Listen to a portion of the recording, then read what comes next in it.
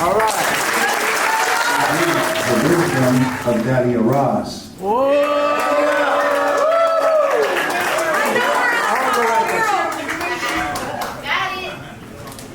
Like my whole mind went blank right now, but that happens a lot. So, okay, so I want to talk about like a lot of us when we got here, we were completely broken. Our worlds were completely torn apart. Mine was I didn't have nothing to my name. I walked in the doors 18 months ago with 3 days clean, and I was told to come back on Friday and drug test. But like I said, my world was ripped apart. I didn't, for years, even clean and loaded. I tried to put my world back together, and for some reason, I get this foundation, and then I would just break apart. And I didn't understand why.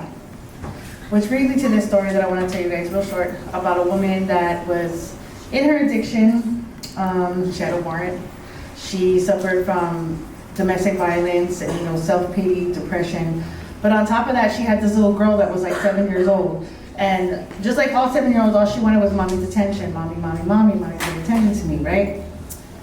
So in her frustration, in her living room one day, she has this big picture of the world. And so she rips it off the wall. She starts ripping it up into a million pieces, hands her daughter some scotch tape and says, look, when you put that together, I'll take you anywhere you want to go. Thinking in her mind that this is an impossible task, right?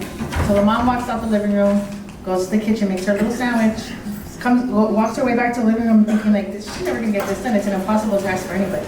But when she walks back in the room, her daughter had put the complete world back together. Now, mind you, it had rips, it had tears, it was wrinkled, and it had a lot of flaws, but the whole world was there.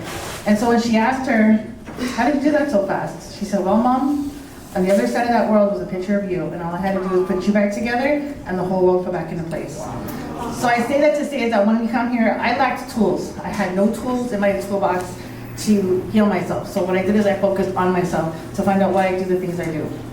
So along that way, I picked up some tools like love, compassion, kindness, and kinship, and a little bit of scotch tape.